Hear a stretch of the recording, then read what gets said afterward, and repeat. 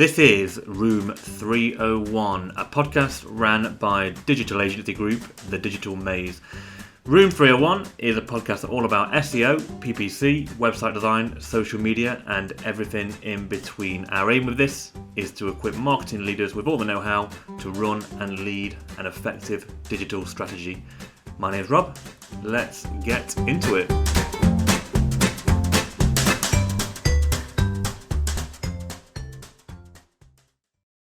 Right, welcome to Room 301. I'm Rob from The Digital Maze. I'm with Beth and James. We're going to be talking about all things conversion-led design, I believe, today. So over to you, Beth, introduce yourself. Hi, I'm Beth. I'm the digital marketing manager for The Digital Maze. Today we've got James on the show, and he's going to give us some quite interesting information about the way design almost manipulates us day to day. So hi, James. Hi. Thanks for having me. No problem at all. Right, let's talk a bit about you, James. How did you get into design? Well, like most graphic designers you'll meet, I grew up thinking I was going to be an artist. You know, pictures on the walls of the Louvre, that kind of nonsense. Big artist streak as a kid. Multiple relatives were really arty, particularly my granddad. I thought he was amazing growing up. Whether he was or not, I'll never know. But that sort of was translated all throughout school life, always trying to do the arty thing, you know. I remember dropping geography in favour of art at A-level and people thought I was mad. But yeah, that kind of thing. But from there on, it veered more into design when I started volunteering to do flyers and things for people in like sixth form and, you know, when we were also getting towards 18 years old and that. Back in the day when you'd organise a party by actually handing out a physical piece of paper, believe it or not, was a thing. And that went from that to leaving sixth form, doing an art foundation course. And then that became a BA honours in graphic design. So that was about the time when I realised graphic design's a career. It's a way of like using an artistic streak to make money in a commercial world. I then also did an MA in illustration, which is a totally different thing. But that sort of laser focused me in on that I want to do graphic design. So I went from there, freelanced for a little bit. And then our first job, I worked at Students' Union doing all their poster flyers and all that kind of stuff, and then started working on their website and the web. And that was when I thought, right, well, there's something in this. So I went off and did a load of sort of self-education and got better at that and realised very quickly there were a few opportunities there for me to really stretch those creative muscles. So that's when I started looking for other work. Started working at Boom Online in about 2014. So obviously that's one of the TDM group companies. So through that, I've been with, it's 2013 actually. So I've been with TDM Group as it is now for nearly 10 years. So that's sort of been my trajectory through from the budding artist to accomplished web designer. That's great. So I know something along the way that you've been really interested in, and you've shared a lot of articles into the Digital Maze Slack channel, is about the psychology behind design. Could you tell us a bit more about that and why it's so interesting and also so important working in graphic design? Yeah, sure. So it's a bit of like a left brain, right brain thing. So as a creative, you know, you sort of grow up thinking, oh, it's just about art, it's just about what looks good, it's just about what makes people tick. But very quickly in this business, you encounter people who are, not to use a derogatory term, but bean counters, you know, people who are having to make this work in reality. Like, where's the commercial side of this? How does this work? So you've got to find a framework that makes design and art make sense in a commercial world, and for clients who want to, you know, get a return on investment and get more money and convert more users. So I like to think of it that design is, you know, art and science. So, you know, there's nothing wrong with just creating beautiful art. I love art, you know, I grew up, as I've just said, with all of that. But design solves problems, and you can't really do that without some element of like real, tangible research and input, which is where the sort of psychology side of it comes in. So without that, you kind of just stab it in the dark. So this is where, like, I say this because this was me. Like, I started my career in design doing that. I'd be like, okay, I think this looks really good. I've seen all these influences or whatever. And you kind of just go, right, I've made a good looking thing. And then you wait and see if it works. which is a bit like pin the tail on the donkey, really. It doesn't matter how good it looks. If it didn't set out to solve the problems with actual, like, considered decisions, then it's not really design. So what sort of a problem would you say that design could solve? So, if you've got a website, this is a good example. So recently we've been doing a UX review for a company that have a really nice looking website. There's nothing wrong with it. It's, to the untrained eye, it's a good, solid website. But they're missing all sorts of opportunities related to their core audience and the things that they want to achieve, that if you just hired somebody who's just going to create something that looks good to do that review, they'd look at that site and go, I can't really see what to improve. There's not really anything wrong with it. Whereas if you can hire a designer who's got that knowledge, they can look at that and go, okay, well, you're missing an opportunity here to use some of your, like, written content that will really convince people who are sitting on the fence, or that kind of thing. Or you can look at, I'm trying to think of more stuff without, like, actively naming the client, So it's generally that level above where you go from, okay, this is a really nice looking thing, to this is something that's easy to use, delivering the right information at the right point, at the right time, in a readable, digestible format. And that's there where you step up to that next level of, like, you're actually designing something now because you know what the problem is and you've got ideas for the solutions. I mean, we'll get in, I think a little later, probably I'll get into some quite nerdy, specific psychology laws and theories that we actually use, but that would be the difference for me. I think the good thing about that is it gives a framework for clients to understand what you're doing as well. Because if you just come into something as the designer who knows best, and you telling a client, right, I've done this and it looks good, and I know what looks good because I'm a designer, there's very little value in that to them. Like, that's not really any more valuable than their opinion of what looks good. So you need to sort of approach these things and make the argument around the purpose of the decisions rather than just its aesthetics. Obviously, stuff does have to look good, otherwise you're not a very good designer then, are you? But, it helps a client see why you've done what you've done, and if you can rationalise it to them rather than just an argument about what you prefer over what they prefer. And I think that can help you get a project over the line, but it can also help a client go forward into the future knowing about the sorts of things they need to do with their website. So I think that's that line. It's a bit blurry sometimes, but for me, that's that line. It's going beyond just what looks good and what feels good to what is provably going to try and make an improvement. Obviously, design's at, like, the front of this process. We don't have, until we've done our job, we can't see metrics on whether that actually worked or not. But if we don't even try, then we're not designing, we're just making art, if that makes sense. Yeah, I completely agree. And obviously, I'm talking to potential customers on a daily basis, and these are the types of conversation I'm trying to have with them in regards to the big difference between a site that simply looks good and a site that looks good but also works for you. So, and that's something we try and build into all our projects. Design genuinely can be the difference. It can be the difference in regards to revenue, commercial figures, profit, all that kind of stuff, if you do it right. So just circling back to what you were saying then, James, so in terms of examples of how this is being used to influence us day to day, so have you got any to hand at all? So I've got a few specific ones, but they're going to support a point I'll probably make at the end of this. But I'm going to start with just a few things that people recognize or understand.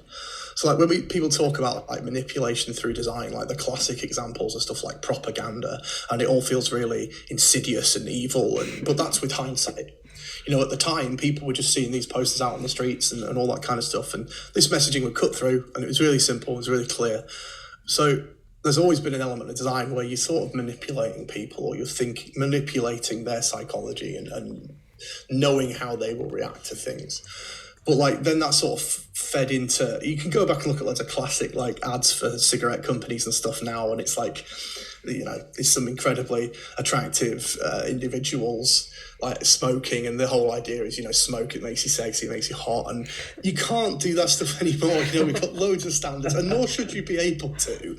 But what it means is that pulling the wool over people's eyes isn't as basic as it used to be. And it's sometimes now, it's cleverer, but can feel a little insidious.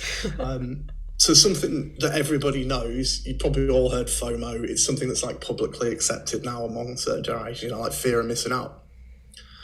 So that the obvious stuff is, when you see posters don't miss out and all this stuff, but it's quite a broad church how you can apply that. And so one of the best examples, I think, is the John Lewis Christmas ads.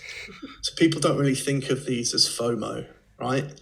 But they're proper FOMO, because what they're doing is they're saying, look, buy stuff from John Lewis, buy all these great John Lewis products that we're not even telling you about, but it's a John Lewis ad, or your Christmas isn't going to be this emotional. You're not going to have this moment. You're not going to have this special Christmas if you're not shopping with us. And it's a little bit more insidious. Whereas the really on the nose example is B&Q are having a bank holiday special, and that's ending on Monday. And the design language around those two things is totally different. John Lewis, it's proper, sepia tone almost, colour management and that kind of stuff, whereas the B&Q's big, bright, bold letters of, sale ends Monday, this DFS and all the sofas and that kind of stuff. So FOMO is the number one thing that people are probably going to be aware of, but still works on them. It still works on me, works on everyone. We all work in marketing, but this stuff, we're probably a bit less susceptible to it. But by and by, those tactics are there, and it's seen as sort of a marketing tactic, but it is definitely feeds into design application. So nudge theory is another one. You probably hear people talking about that in politics, how that's used. And the idea there is you're nudging somebody in a design, sort of in a decision direction quietly on the sly. So a good example of this is Airbnb. So if you just go to Airbnb and you don't Google a specific Airbnbs in wherever, then their sort of sales journey is very different to booking.com or anywhere like that. So what they do is they encourage you to just sort of dream a little bit and look around at cool stays, they might call them, or places that are a bit edgy or a bit out there or a bit expensive, and they'll even so much that they're not asking you to pick a destination necessarily straight away. So what they're doing is they're getting you to fantasize about what you could possibly be doing, and then they nudge you gently into put some dates in. Where do you actually want to go? And so when you actually start making those decisions, you've been preloaded with all this possibility. I've fallen victim to that far too many times. So you don't just go for, that one looks fine, it's a bed, I only need to sleep in it over the hours. You start looking for, which is the fanciest one? Can I afford that one that's a little bit nicer? Because you've spent 5-10 minutes looking at all this stuff you're never going to actually book. And it's that clever little difference. But yeah, so that's something. And then obviously then that language that they're using, that tactic that they're using, has to then be put in practice by a web designer who has to understand that and the psychological tricks they can use and the layout tricks and that kind of stuff they can use to make that strategy work. Because if you just went, right, we're just going to put up a hero message that says, look at anything you want, and that's not going to work. It has to have the right image, it has to have the right information hierarchy, it all has to work together for these strategies to work. But yeah, those are two sort of decent examples, I think, of stuff that's hiding under everyone's nose that they perhaps not noticed. Yeah. It all comes in from decisions that are made a lot earlier on. So, as a web designer, we're often just working with the brand guidelines that somebody gives us or their existing direction. So we're not rebuilding the wheel every time, but decisions have already been made, about color, typography, photography by a lot of brands. And so the challenge comes from how do we use that? And then how do we deploy these tricks within that framework to make this work? So it's, sometimes it's a real challenge because sometimes brands have made decisions that really don't help what they're trying to do. But therein lies the challenge. So super interesting. Super interesting. I mean, one of the services we do a lot of is what we call conversion rate optimization. Is this in your mind what conversion rate optimization is? Is it different based on the direction the brand wants to go in, what their tactics are, or is it a flat approach for all, do you think? So it's something that obviously I have a lot of contact with through working with marketing agencies, and I'm obviously tasked with quite a lot. And it has this tendency and there's this danger to sort of view it as just its own thing with a set bunch of rules, and there's all these simple things you can do, and people look at it, they'll Google conversion rate optimization and see a listicle of like 13 things to do to increase your whatever. And not all of those tools are going to work on every website, and some of them are going to hurt you. They're going to be counter to what you need to do. And it'll get sort of devolved into just a list of actual tricks you can do without thinking about why you would want to do them. So the common things people will say is, make every button on your website really bold and whatever. And it's like, okay, but if you do that, which one's the boldest? So that it doesn't often consider things like visual hierarchy or information hierarchy at the end of the day, not everything can shout. If you're trying to shout everywhere on your site, it's not going to work. So for me, conversion rate optimization is about looking at that specific site, and begin with what is a conversion for them? What's that goal? Is it just having somebody buy something, or is it trying to get a customer buying into their ethos and rebuying from them? Or is there an importance on them signing up to a mailing list? So once you know that, you know what the mission is, you know what a conversion is for these people. And then you're going to look at, okay, well, how do we make this page laser focused on that? And so you start to think, well, what are the psychological tricks we need to do? Do we need to present somebody with a grid of choices, even if we know we only want them to make the middle choice, which is a thing? Are we adding a throwaway choice in there that we know by adding a choice that nobody actually wants to make, nobody wants it because it's the rubbish option, people go, I'll have the better option, without even thinking about whether they wanted to make a choice or not in the first place. So there's all sorts of little tricks like that are super useful. But I do think there's a danger of people going in and just doing, all right, we're going to do conversion rate optimization, but we're not actually going to review the existing site. We're not going to look at what exactly the goal is, and then just apply these sort of like net of changes that easily Googleable stuff, and then everyone calls himself, a CRO expert or whatever. But it's a bit more beyond that. And then you've got to work in tandem with the other professionals. So like we can make up the cleverest little design tricks you want, but if the on-page copy isn't good, what's the point? And that's where like the SEO teams come in, that kind of thing, or the PPC teams getting people to that page in the first place. So without that joined up thinking, it could all just fall apart anyway. So I think for me, conversion rate optimization isn't a specific thing that one professional does. It's the result of the work of multiple professionals working together for one goal. And I'm sure there's people out there who will disagree with that and say that, I'm a conversion rate optimization specialist.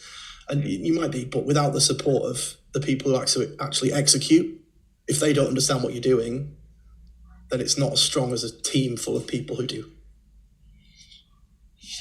Good.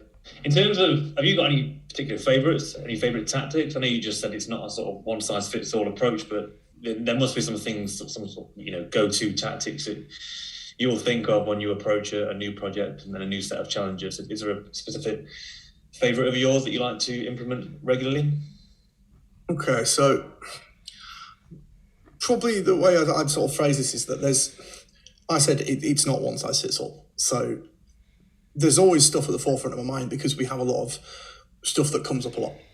So I could sort of present it as a list of usual easy wins. So if you're sat out there and you've got a site and you're thinking of having someone do some conversion rate optimization, or you're just trying to look through your site and do this yourself, I can sort of give like a list of, here's some good ones that most people fall into that you can change yourself, or you can change quite easily if you've got the right team behind you, and then sort of why that's a thing.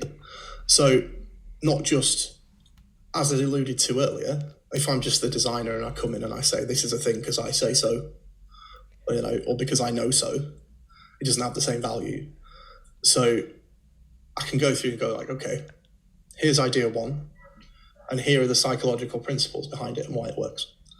So that does mean if you're sat listening to this and you're really interested in this right now, there'll be a bit of homework at the end to go away and read about this stuff. But I like to think that backing stuff up is better than not. So if that's all right with you, I'll give that list. Yeah, definitely. Yeah. Right. So there's a bit of a science knocking about that's easy to sort of find that sort of gives way to this startling fact. And a lot of people listening will know this, but if you don't already, that you've got about 3 to 5 seconds of a user hitting your site, including the page load speed time, to convince them they're in the right place. And they'll make a judgment on the aesthetics of the site, and they'll make a judgment on whether it looks like it has what they need in about 3 to 5 seconds. And if you stop to think about the amount of times you've gone browsing around the web, Googling for one thing and looked at 6 or 7 sites, apart from the one that you picked to actually buy the thing from, all of the others you probably just went, no, can't be bothered. You didn't feel any sorrow for it. You just click off and go, no, bye-bye. So users are quite ruthless like that. So the most important area really for most sites is the top, is the hero, what was classically called above the fold back in the day when there was only one screen resolution or almost. So you've got to do a lot of work in that space, but you've got to do it in a really distilled, really succinct, really targeted way. So what I always say to people to do is look at what they've got. And if you've got a really busy area up here, right, you can have your header bar, you can have all your menus, all that kind of stuff. You might have multiple pictures, you might have multiple images, you might have a header, a paragraph, some buttons, whatever. You need to go, is that too wordy? Can I distill my message down to about 6 words tops to tell people what I can do for them? And if you can't do that, you've probably got a slightly bigger problem, because you should be able to communicate what your business does really quickly. And then if you want to do that on a really clear sort of background, maybe that's a photo, whatever, you need to make sure that legibility and that contrast is high. So, if you've got a darker background, you need a lighter text at the front. If you've got, a really high coloured background, you might need to make that bright so you can use black text. But you want to go simple. You want to get that done, and you want to make sure that it's readable. So what this is an application of is an application of what's called Fitts law, and this means that large and close elements are easier to interact with. So if you just have one big header message and one button, people are going to digest that really quickly and know that that button is the thing they need to click to continue. And it's also an application of what's called progressive disclosure, which is that users are less overwhelmed if they're exposed to complex features later. So say you have a site that's got some sort of calculator on it, you sell tiles or something. Don't put that in your header. Let people get the message, then introduce the more complex stuff as they go down the page. So it's all about keeping it simple, really. But that's the easiest one, and that's one most people get wrong. So another one that people don't do is they don't use enough photographs of actual people or illustrations of humanoid things or human sort of stuff. So clients will often fall down this hole because they don't want to hire a photographer, they don't like stock imagery, this kind of stuff. But people empathize with other people. So pictures of people are the best thing to show in a way. And people will always follow the gaze of somebody as well. So if you've got a photo of somebody looking happy, interacting with your product, looking at your messaging, looking at your call to action, you're guiding attention and you're guiding eyes towards that. So that's another thing you can do in your hero area. But that's an example of what we call the empathy gap, where people underestimate how much emotions influence their behaviors. And that's triggered by that empathy with other people. And then if you're using them to look at stuff and guide that gaze, that's what we call visual anchors. So that's where you're using an element to guide somebody else's eyes. So in this case, you'd be using an illustration or a photo to do that. And that can require some investment. You know, you've got to get a photographer in, you've got to get people in, that kind of stuff. But we're talking fractions of the cost of what people pay us to do website designs here. And that can elevate our designs to a whole new level, because we can't design our way past bad photography. But that stuff's really important. So when you say we can use sort of photos to guide users' eyes, what other things can you use to get users to be looking where you want them to be looking? So you can use contrast and layout are the main tools that we're using. So if you're just doing a layout and you're looking at what, you know, you're thinking, right, one section, then another section, then another section. For our listeners, I'm doing lots of hand motions here that you will never see. But yeah, you know, that it works, because that's what works in a Word document. That's what works in, you know, messaging apps, whatever, one thing after another after another. And it's easy to fall into this trap because designers will use like a 12-column layout or a 10-column layout. And we won't think beyond that because we get used to it. But you can use all sorts of other layouts. There are all sorts of mathematical relations that you can use to create pleasing compositions. So there's stuff like if you look up harmonious triangles grid, or golden triangle grid, or spiral section grid, or my favorite at the minute, which is the golden cannon grid. These are all mathematical grids that are about a 1610 presentation. So if you're a designer out there trying to solve some of these problems, you can start mapping your elements on these and going, hang on, that's a bit more dynamic, that's a bit more eye-catching. So this is an example of what we call banner blindness. So this is where users will sort of tune out the stuff that they get repeatedly exposed to. And it's also sort of an example of the von Restorff effect. I think I pronounced that right. But that is where people notice stuff that stands out more. So a good example of this I saw recently is on a site called growth.design, and they break down a lot of these psychological decisions in design. And they were showcasing an ad that was on Instagram. And it's just like, so Instagram's a photo platform, right? Yeah. You're expecting photos. And then this like screenshot of a notes app turns up, and it's just them saying to download this app. But it's such a contrast to everything else on there that it stands out. It's not complex, it's not clever, other than that one thing. So if you can do something to stand out in your own design, say you need to draw attention to something, if you can step out of the standard layout, if you can, you know, use contrast, which I hit on a little bit earlier, but, you know, if you can go, okay, so say you're not restrained by brand guidelines, you can go, right, hang on, let's hit them with a really bright cyan or some magenta or something like that. As long as it doesn't look bad, but it pulls that attention rapidly to something. So, I mean, these are tools designers should be using natively anyway, but then they can go and they can check and they go, right, actually, I know that's a real thing because there's this research behind it that says this works on people. But it's always about trying to break from the norm a little bit, rather than just going, okay, one section, then another section, then another section, then another section. Because you've got to break through that exposure that people have to the internet and how everything looks and their own perception of it without making it unusable. And that's like that's where the real challenge is. I think that's probably part of the reason I love my job, because you get to challenge yourself and go, have I achieved this thing?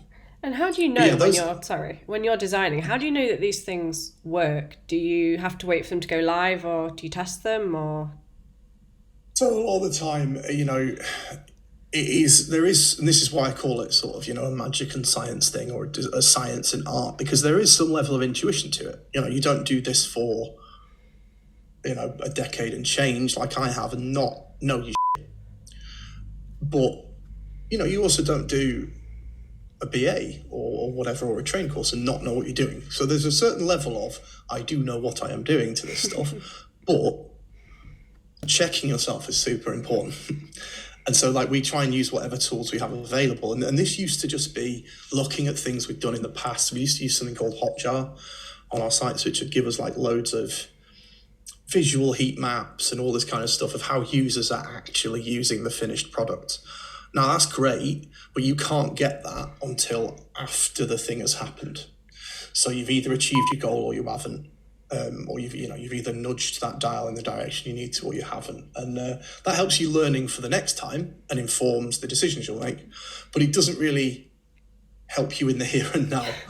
So we've come across something recently that's been about, I think, just for about 3 or 4 years and gone under the radar a little bit, called visual attention software, and it's from 3M, the tape people, who you wouldn't think of as somebody for design tools, but they've done a version of this that's almost like AI driven. So I don't know where they're getting the data from, but it's essentially they've fed an AI with loads of human psychology data and probably stuff like Hotjar data. So what you can do with this is you can use it like on any app in the Creative Suite or whatever, or just feed it through their site. And it's not that much per month. We pay, I think it's like $9 or something for the Creative Suite license. It gives you a load of plugins.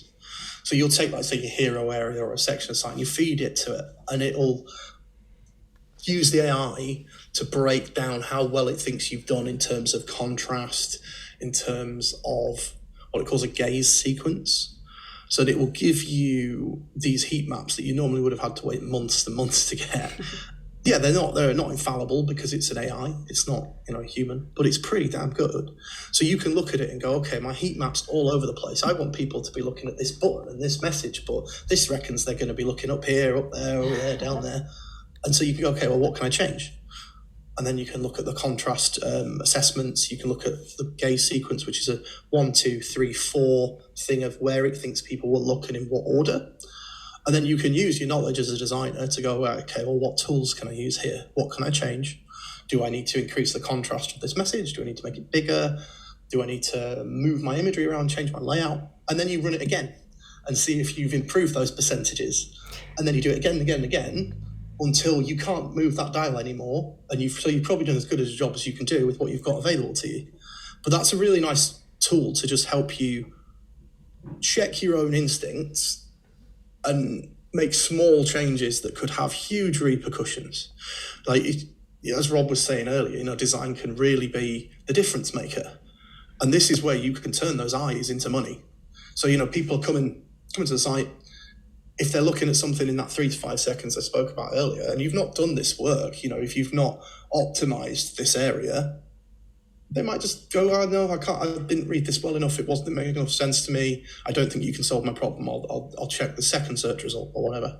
Whereas if you've done this and it guides the vast majority of people down the right path you want to go down, if you genuinely can deliver that product and you've got what people are after, they're going to stick around. And then that percentage of those people are going to go on to buy stuff.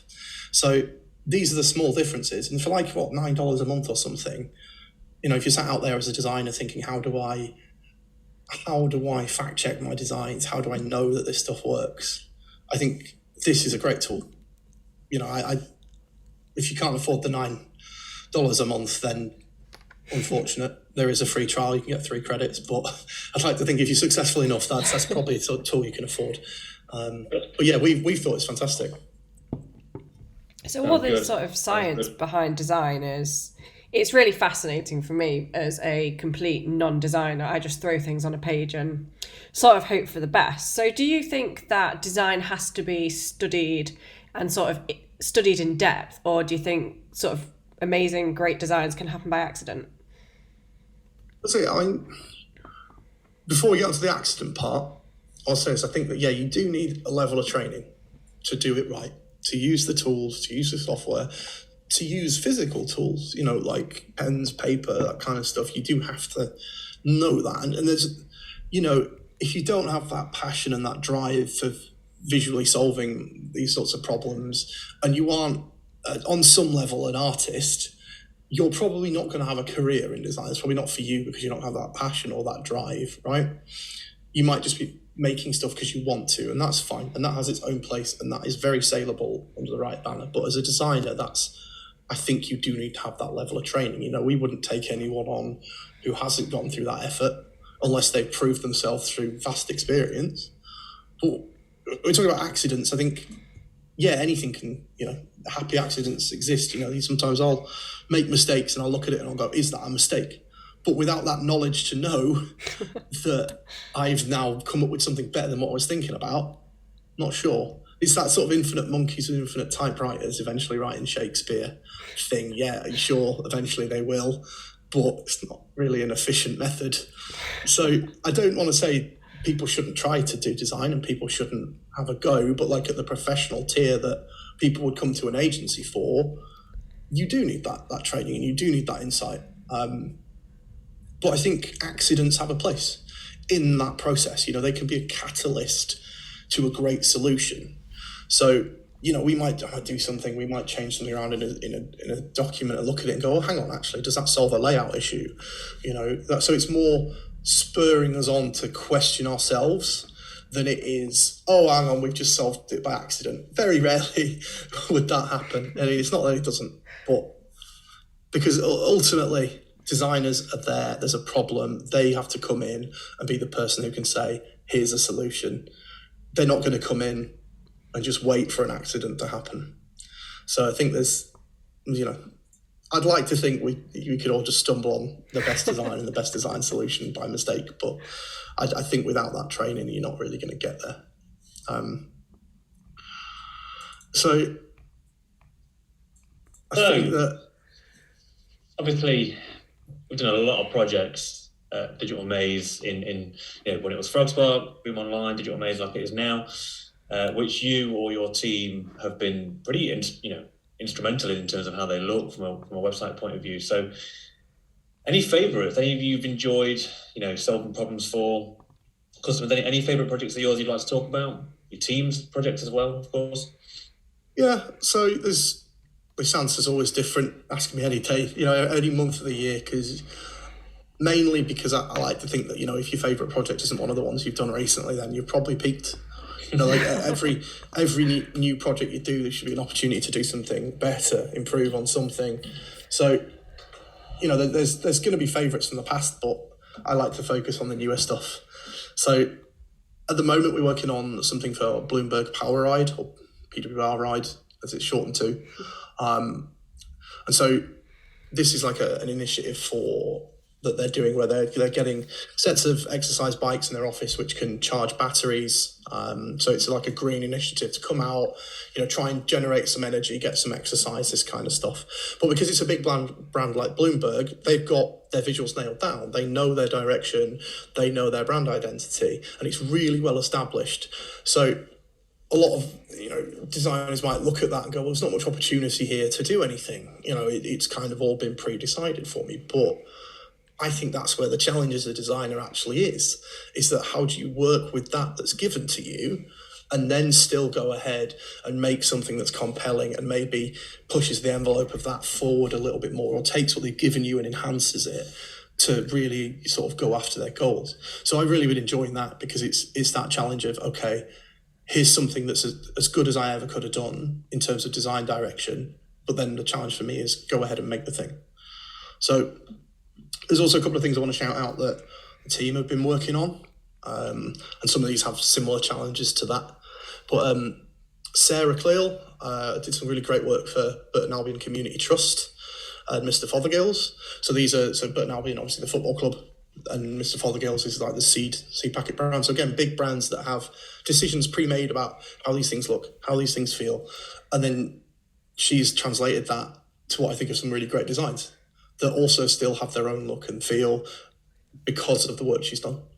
So Jodie Parnham's done something similar for Gauntleys, who are like a wines and tobacco merchant in Nottingham. They're not a huge national company, but like I know them. I've known them since all the time I've lived in Nottingham. So I've got this huge familiarity with them and how they look and how they should feel, you know, as a brand. So she's had to do that at the same time as merging sort of like a new complex e-commerce experience with that vibe. So like it's a small vibe for a big expansion of business. And I think that was quite a challenge. I think she's really nailed that as well. Yeah, they both look awesome. Well, all the sites we do look great, but the ones you've picked out for sure. And we've got some really talented people here at the Digital Maze. The design team absolutely blow my mind every time I see a new project that they've done. But do you think people should be attempting their own designs, you know, with things like Canva becoming more popular, or do you think it should be left to the pros? I would be the biggest hypocrite in the world if I said that people shouldn't attempt their own designs, because that's how I became a designer. Everyone starts somewhere, right? If you're not just gonna one day wake up and know everything I know from 15 odd years of doing this, it doesn't work like that. So there needs to be avenues into this. Like, there needs to be ways in. So, and also, agency design is a bit of a luxury. People we work with have the budgets to work with us. If you're a small startup or you're just an individual trying to make a new business idea work, then stuff like Canva and stuff is a godsend, because it gives you a way in that at least is automatically solving that aesthetics problem. Sure, it's not solving everything I spoke about before. It's not going to be the perfect, design psychology solution to whatever problem you have, but you might not know what problem you have. You might not have a problem. You might just be starting. And I think those are the avenues where people go down and they discover their passion for design. So like, just spoken about Jodie Parman, for example. So she's come from a marketing background, and she just happened into opportunities to do more design work because people were like, you're good with computers, you can do this.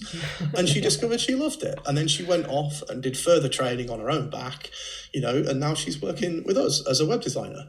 So those tools I think are great. And like, there are going to be designers out there who want to have a black and white discussion about this, and like, no, only designers should do design.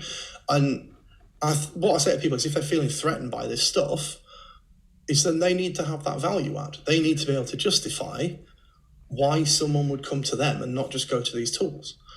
And thinking about conversion and thinking about getting users to spend and how we get in their mind and all this psychology stuff we were talking about before, that's that difference to me.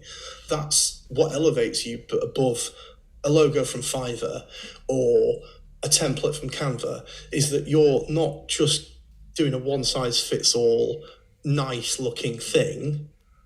You're solving someone's actual problem because you're talking to them, finding out what that problem is, leaning on those ideas, leaning on that psychology research, and marrying that with your skills as a designer to deliver a real solution. So that's, for me, it's like, if you're sat there going, oh, someone's gonna, all this Canva's nicking my job, it's like, no, it's not.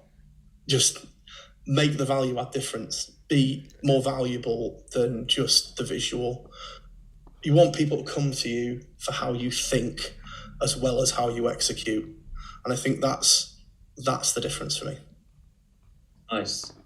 Well, actually, funny you talk about value of design, because we actually asked some of the teams, if you've got any quick fire questions for you to wrap this up. So the first one was to do with value. So in a world where everyone is a designer, how do you convince a client the value of good design, which I guess you've partly just answered? Yeah.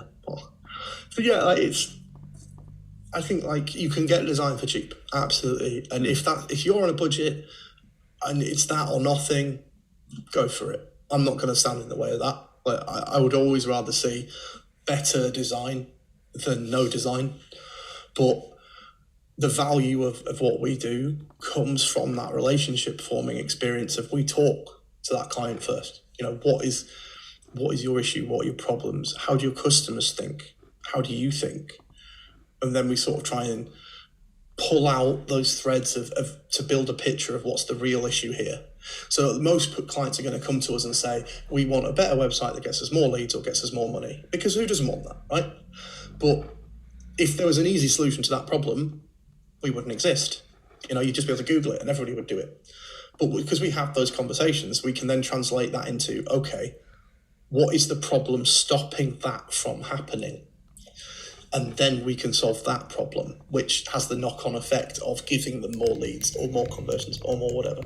And that is where sort of that marries up with the rest of the business. So like, I could do the best design in the world, I could solve all those problems, but if we can't get someone to their website in the first place, what's the point? So like, coming to an agency that can do all of that design becomes a lot more valuable, because you've got a team of marketers, you've got a team of paid ads people trying to get that stuff visible in front of eyeballs. They're getting you from Google or from remarketing ads around the web to actually get to that page, which is where our work comes in. But that's the value for me. It's that thinking and that strategy versus just, I need something that looks nice. Brilliant. So the next question we've got in our rapid fire round is the question that we have to ask the designers, How do you feel about Comic Sans? Yeah, I knew this one was coming. So I think if you'd asked me this when I was 24, I'd have probably just sworn at you. There's a lot of bandwagoning about Comic Sans, you know. It was funny. It's funny to rag on it. It's funny to hate on it. But the problem really isn't the font. It's how people used it. You know, you would see it used on, like, you know, warnings not to put acid in your eye and, you know, ambulance signs and stuff like that. And it's misapplication that made it funny. But it's actually a decent example of what I'm talking about. So it was created to solve a very specific problem. This problem was that Microsoft had a bit of software at the time, I can't remember what it was called, but it was more sort of to create help with presentations. So I don't know, it might have been part of PowerPoint, but it had stuff in it that was aimed at kids or doing like stuff for nurseries and that kind of thing. But the default font was like Times New Roman or something silly. I said, okay, well that's not really right. So we went out there and the guy who did it, I forget his name, but he's aiming to create a really highly legible font for children. So they're, you know, children are not of an adult's reading age. They struggle with letter forms and shapes and stuff. So he did that and it works. And that's what it's for. But a byproduct of that, so one of the few examples of a happy accident, is that it's also incredibly legible to people with dyslexia. So there's a lot of like dyslexia charities out there who like use it in communications and stuff like that. So in the right use case, it's perfect for what it's made for. But misused, it's hilarious, and that's where all the memes come from. So yeah. Not know any of that. Yeah. Next question, how, and it happens, unfortunately, but how do you deal with bad or negative feedback?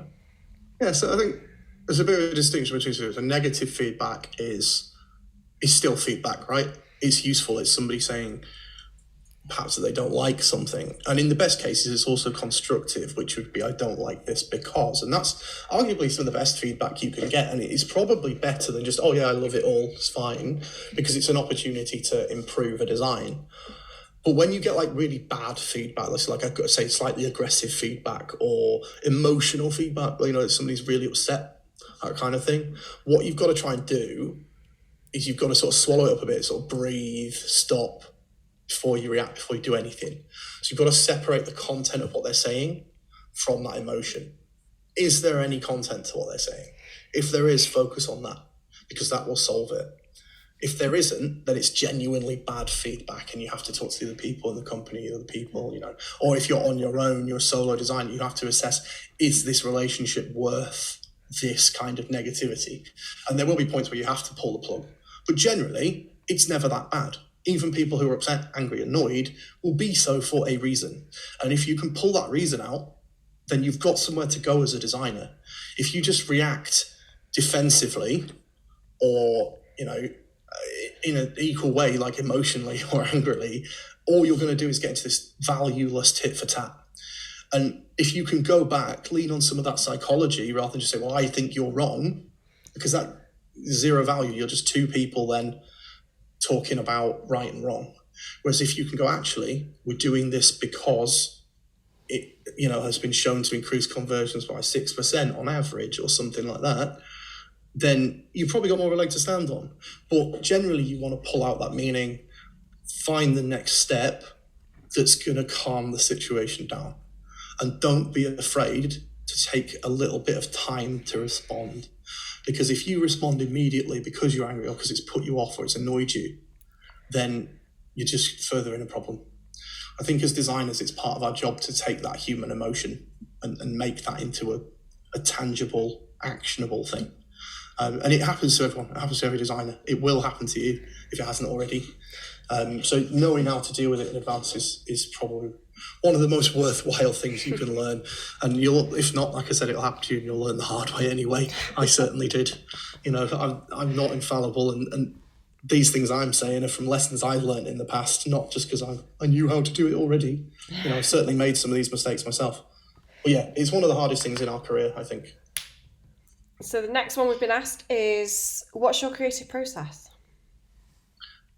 Right, so this massively varies depending on what we're doing, but to simplify it, I'll focus on how we handle like a brand new website build. So what happens is we'll get told about it by the sales team. usually somebody like Rob here.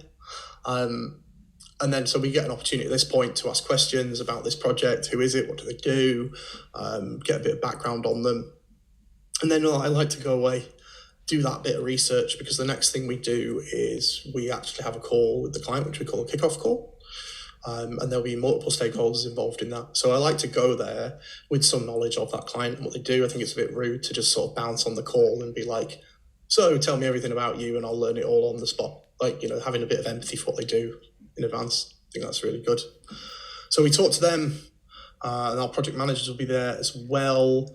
And then we've got a series of questions that sort of engineered, like I said earlier, to draw out those problems. What is actually going on? What do we actually need to solve? And then we take the results of that, so what the client tells them, and we build a bit of a brief.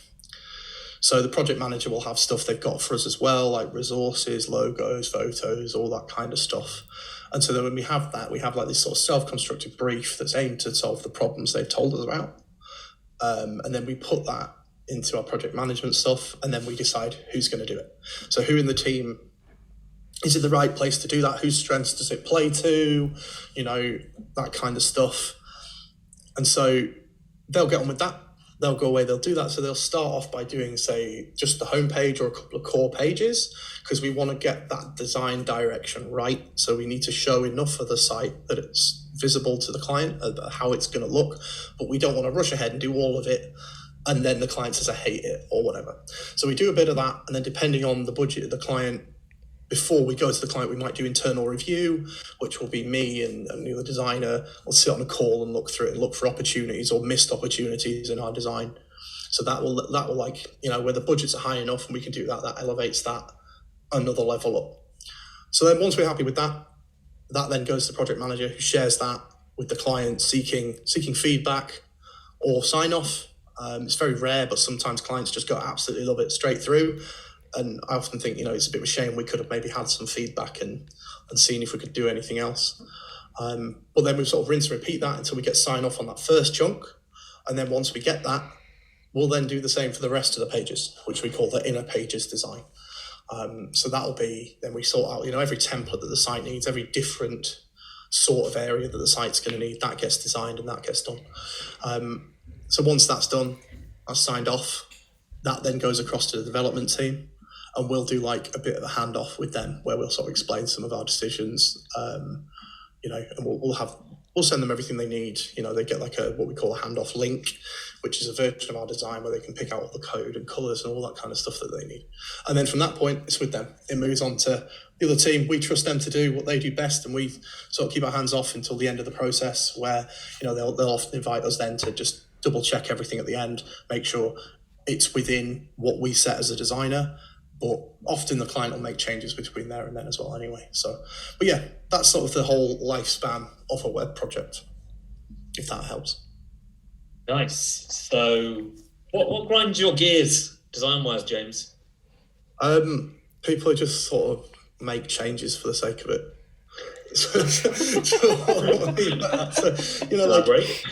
Yeah, so there's an element of... as a designer, as you're coming up, that you feel like your decisions have to be important. Like, so you have to be able to make some sort of input on a thing, whether you need to or not, or whether you can back it up or not. And that's a lot of where my learning came from. So like, we'll sometimes get, work where somebody on the client's team, some stakeholder is a designer or has been or has design influence, and you can sort of feel that perhaps they want to get involved a bit more and have some influence on that because they're growing and they're trying to learn as a designer or whatever. So, but I'm always like in the back of my head, even, a lot of these changes are, they're not problematic, they're not bad changes, but in the back of my head, I'm thinking, why are we doing this? What's the reason for it? Like, is this gonna nudge conversions in X direction? Is this gonna change anything sort of meaningfully? So, and those are rare, like I'm not calling out any client specifically, and it's never resulted in a bad job, but it comes along and you think, why are we doing this? Because I want to know the why, I want to know the strategy. I want to know what's the reason. And I think part of this is because like when I was coming up, I was kind of this guy almost once, So we had a thing where we brought in like an external brand agency on something in the past, and as the designer of the place, I was a little like put out initially, thinking, well, why aren't I doing this? And ultimately, I wasn't doing it because I'm one individual person, and it's a huge job, and also I'm like reasonably junior at that point. But once they sort of came in, started asking all these questions, intelligent questions that I hadn't even thought about, sort of realised that, hang on, these people really know this stuff, they're really knowledgeable, and it became an opportunity to learn more than it did a losing fight against somebody who's, you know, further along this path as a designer than I was. So I think like when that happens, I almost like, I'd rather be in a position where instead of shutting that down, we could have a discussion with somebody and say, well, actually, we think you should probably do this because of the X, Y, Z, or that's a great idea, but we can morph it into something else. So I'd rather, in essence, give some free learning, free education to a client or whoever's in that team than just sit there and just do what they ask and never help, you know? Because I think a large part of what we have to do is to also be educators and try and help people along that path, that through interacting with us in our agencies, that next time they need to do something, they've learned something. We haven't just gone and done it for them and handed it over and go, there you go. You know, they've learned about why we've done it. Definitely. So the last question, I think it's from our very own Pete. What 3 pieces of design advice would you give a young Jimmy Walsh? So I'd say stay curious, learn the science a bit sooner, and stay humble. Help yourself deal with feedback, and don't answer to the word Jimmy. James or nothing. Right, so I think that is all we have time for. Thank you, James, for joining us. Yeah, super interesting. Love having the team on the podcast and really taking a peek behind the curtain and yeah, just seeing what goes into some of the work we do. Because a lot of the time, you know, my day-to-day is spent talking with customers or, you know, doing the boring stuff, spreadsheets, finances, and everything else involved in running the agency. So it's nice to see what goes in to get to the outputs that we do get to, which is always very impressive. So thank you for joining us. Thank you, Beth. And yeah, we will see you next time.